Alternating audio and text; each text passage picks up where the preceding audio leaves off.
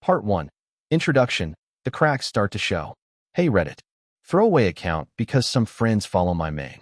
I, 35M, have been married to my wife, Lena, 33F, for almost 7 years.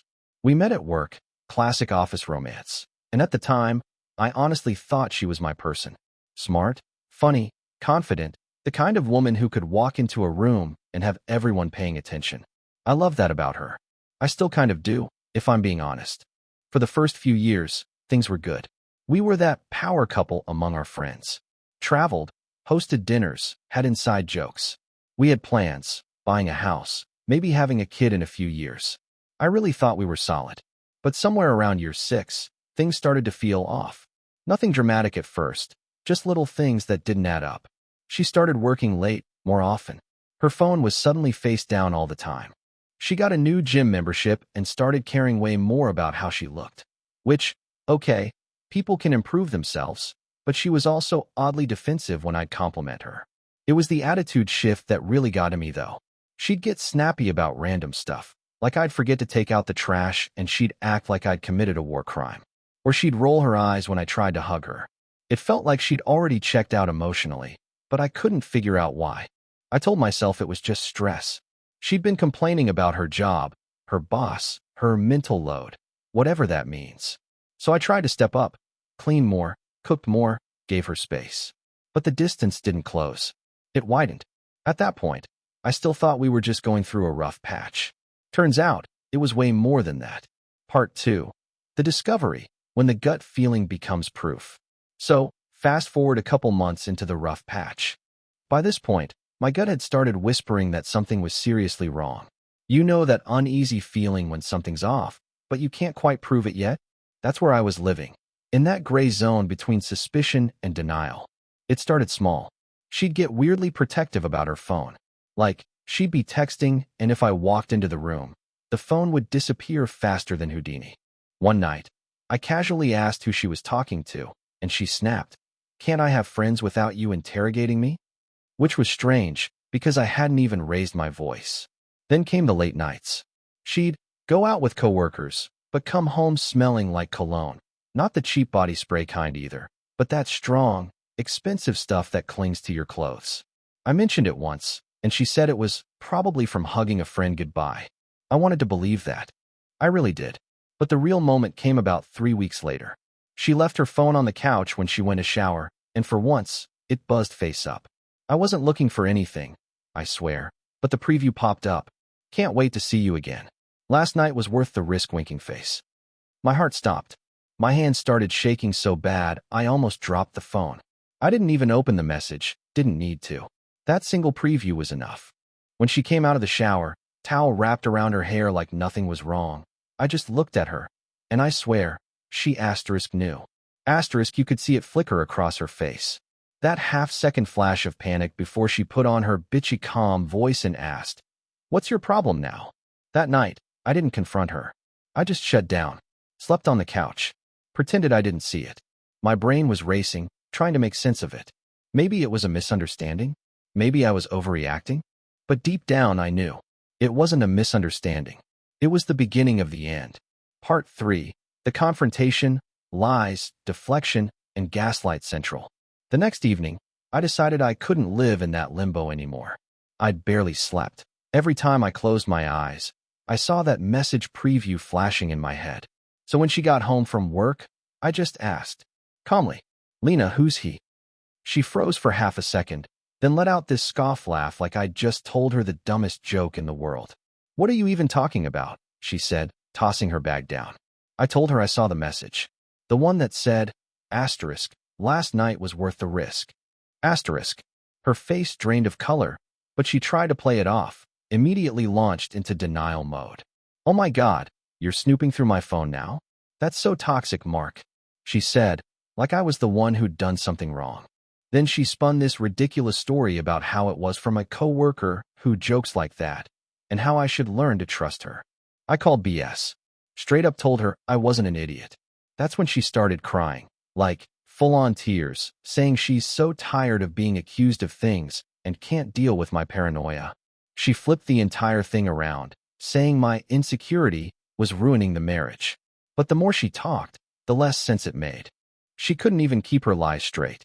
First, the guy was a coworker. Then suddenly, he was a friend from the gym. I pressed her for details, and she blew up, yelling that I was emotionally abusive and controlling. That broke me, because I wasn't. I'd spent months trying to fix whatever was wrong between us. Cooking for her, cleaning, giving her space, and now she was acting like I was the villain. Finally, I said, if there's nothing going on, show me your phone. Prove it. She lost it, screamed that I didn't deserve to see her private messages and stormed out of the house, slamming the door so hard a picture fell off the wall.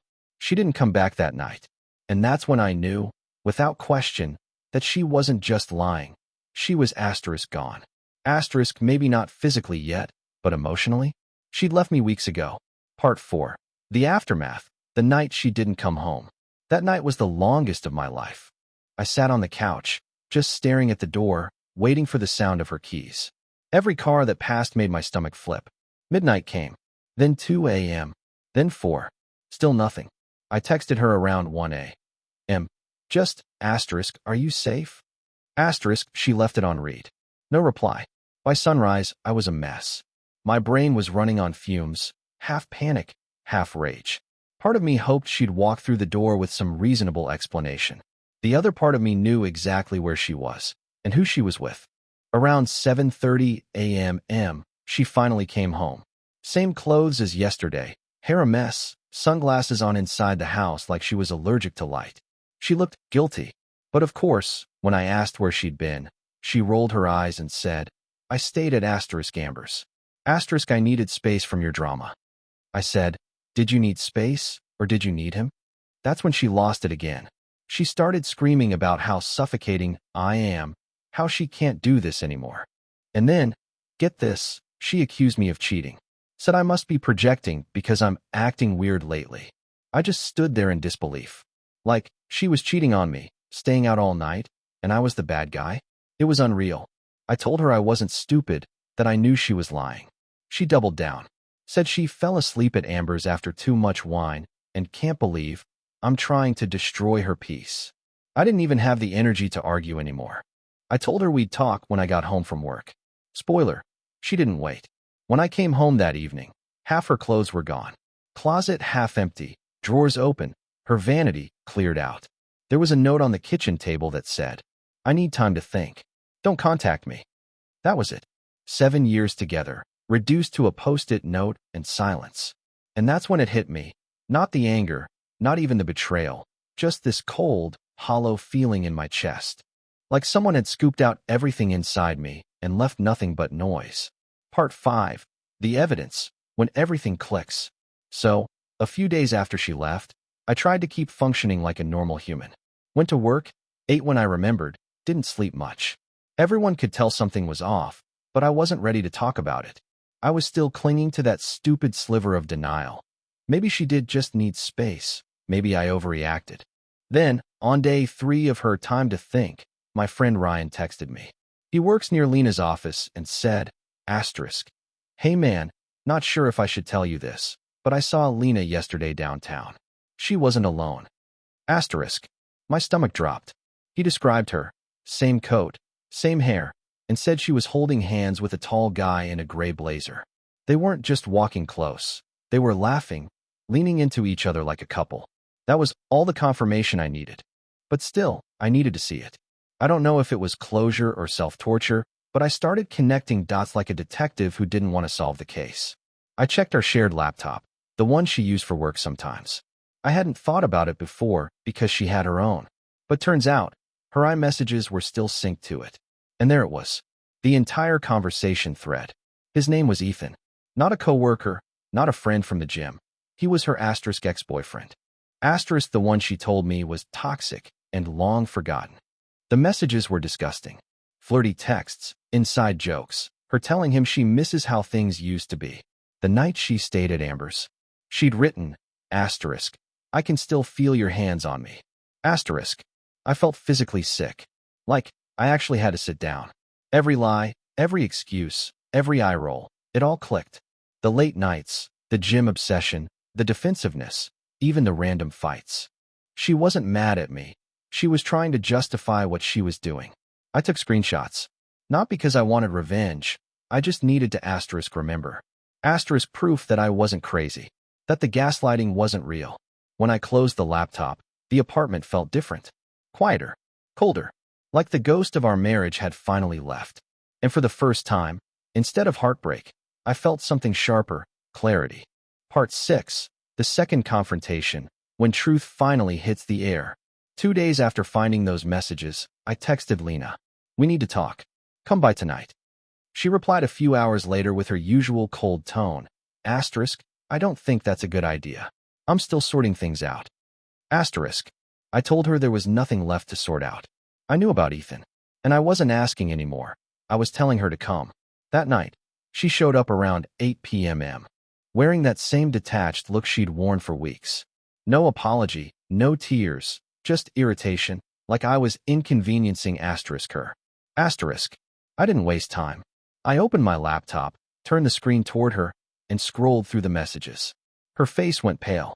She didn't even try to deny it this time. She just sighed and muttered, "You had no right to go through my private stuff." That was her first reaction. Not guilt. Not remorse. Anger that she got caught. I said, "You lied to me for months, Lena. You gaslit me, made me think I was insane. And you're mad that I found out?" She crossed her arms, gave me this cold, sarcastic look, and said, "Well, what did you expect? You've been distant for a long time." I felt lonely. That was the dagger. Because I knew it was a lie. I was the one trying to fix things while she was sneaking around. I asked her when it started. She said around February. That was the same month she'd told me she was burned out and needed more self-care time. I asked if she ever planned to tell me. She shrugged, literally shrugged, and said, "I didn't know how." That broke something in me. All the anger drained out, replaced by this cold, detached calm. I told her she needed to pack the rest of her things and leave tonight.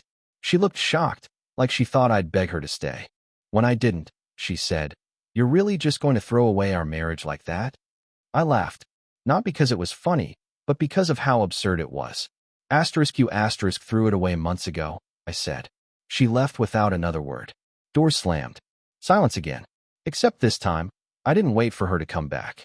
Part 7. The fallout. Family, friends, and the stories she told them. The days after she left were weird. Quiet, but not peaceful quiet. More like the silence after an explosion, when your ears are still ringing. The apartment felt hollow. Her perfume still lingered on the couch cushions. Her mug was still on the counter, like she'd just stepped out for groceries and never came back. At first, I didn't tell anyone. I was too embarrassed. I mean, how do you even start that conversation? "Hey, remember my wife?" Turns out she's been hooking up with her ex for months. Not exactly dinner talk. But Lena? Oh, she started talking. Loudly. Within a week, I started getting weird texts from mutual friends. Things like "Man, I'm so sorry you and Lena are having issues. Hope you both find peace." Issues? Issues? She made it sound like we had communication problems, not like she'd been sneaking around with Ethan behind my back. Then I found out she'd been telling people that I was emotionally abusive, controlling, and checked out of the marriage long before she did. Basically rewriting history to make herself the victim. Classic. Her mom even called me, not to ask how I was doing, but to scold me. Said Lena told her I'd been spying on her and reading private messages. I tried to explain what really happened, but she cut me off with, "You always had trust issues, Mark." That was it. That's when I realized Lena had been laying the groundwork for months, planting little seeds of doubt, so when the truth came out, she'd already have her alibi. It hurt. Not just losing her, but losing the narrative too. Watching the woman I loved turn into someone who'd twist everything just to avoid accountability. The only ones who believed me right away were Ryan, the guy who saw her downtown, and my sister, Julia. Julia was furious. She said, "You married a manipulator, and now she's just proving it." I wanted to argue, defend Lena somehow. Old habits die hard, but deep down, I knew Julia was right. That was the moment I stopped trying to understand Lena. I'd been living in confusion long enough. Now, it was time to face reality, even if it burned. Part 8. The breakdown, when it finally hits you all at once. A week after she left, I hit a wall. Not a little sadness, a full-on emotional crash. It started when I went to bed and realized the other side of the bed was empty. It's such a mundane thing, but it felt like the world had been ripped in half.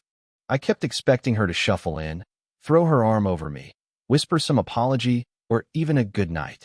Nothing. Then came the little reminders. Her coffee mug in the sink, her hair ties on the bathroom counter, the way her favorite blanket still smelled faintly of her. Every corner of the apartment screamed asterisk her absence. Asterisk, and I couldn't escape it. I broke down at work too. My boss noticed I was distracted, kept asking if I was okay. I lied. Couldn't tell anyone.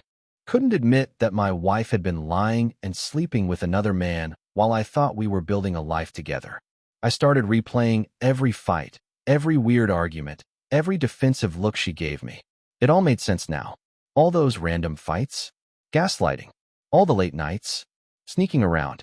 Every time she called me paranoid, truth wrapped in manipulation. I cried more in those days than I had in years. Not loud, dramatic sobbing, but quiet, hollow, body-shaking grief. My friends would call, I'd nod along, laugh even. And then, the moment I hung up, it all came back. Sleep became impossible. Food tasted like cardboard. Music sounded empty. I realized the betrayal didn't just hurt. It infected every corner of my life. I was living in a ghost town of memories that now felt like lies. And yet, beneath all that devastation, there was a tiny ember, clarity. I knew what had happened. I wasn't crazy. I wasn't the problem. She was gone, yes, but at least now I wasn't in limbo anymore. Part 9. The anger, when you just want to explode. After the first few days of grief, anger hit me like a freight train. And I mean asterisk full throttle. Asterisk every memory of her laughing with Ethan, every lie she'd fed me, every eye roll and accusation. It all piled up into this volcanic rage. I started pacing the apartment, screaming into pillows, slamming doors. I threw her clothes into garbage bags, almost ripped the vanity off the wall. I wanted to call her, text her, confront him, confront everyone who'd been complicit in this mess. But I didn't. I just burned all that energy on my own walls. What made it worse? How bitchy and brazen she had been. Even after leaving, she acted like the world owed her something. She posted on social media, smiling in photos, going out with friends, finding herself. Finding herself? She'd stolen months of my life, lied, manipulated, and ruined my trust. And she got to find herself? I caught myself imagining scenarios. Her cornered, having to explain everything to her friends, having to face the consequences. I felt satisfaction in that thought, which terrified me. Then there was the phone. I kept scrolling through the thread with Ethan, reading every message. It made me sick, but I couldn't stop. Every flirty comment, every sexual innuendo, it fueled the anger. And yet, even in that rage, there was a weird kind of relief. Clarity doesn't always feel calm. Sometimes it's burning. But I finally knew what happened. No lies, no excuses, no gaslighting. I was angry, yes, but I was also awakening. I wasn't helpless anymore. Part 10. The sadness, when you let yourself feel it all. After days of anger, the adrenaline burned out, and what was left was pure, crushing sadness. It hit at the most random times, a song on the radio, the smell of her shampoo, even just the quiet hum of the apartment. I'd slump onto the couch, stare at the ceiling, and feel like my chest was a lead weight. I cried alone hard. Not loud sobs this time, but the kind that leaves you empty and shaking, like your body itself is mourning. Every memory I had with her now had a sharp edge. The dinners we laughed over, the trips we planned, the late-night talks, all of it tainted by the knowledge she'd been lying the entire time. I thought about all the little signs I'd ignored, how I had wanted to believe she was just stressed, how I had excused her bitchy moods, telling myself I was overreacting. I felt stupid, naive, betrayed in the deepest, most intimate way possible. And yet, in that sadness, there was also understanding, not of her actions, but of reality, of the fact that sometimes people leave, sometimes love turns toxic, and sometimes the person you thought you knew doesn't exist the way you believed. I spent hours just sitting with it, letting myself feel every pang, every heartbreak. And slowly, just slowly, I started to imagine a life after her. Not immediately happy, not fixed, but possible. It was the first time I thought, maybe I can survive this. Maybe I can eventually rebuild.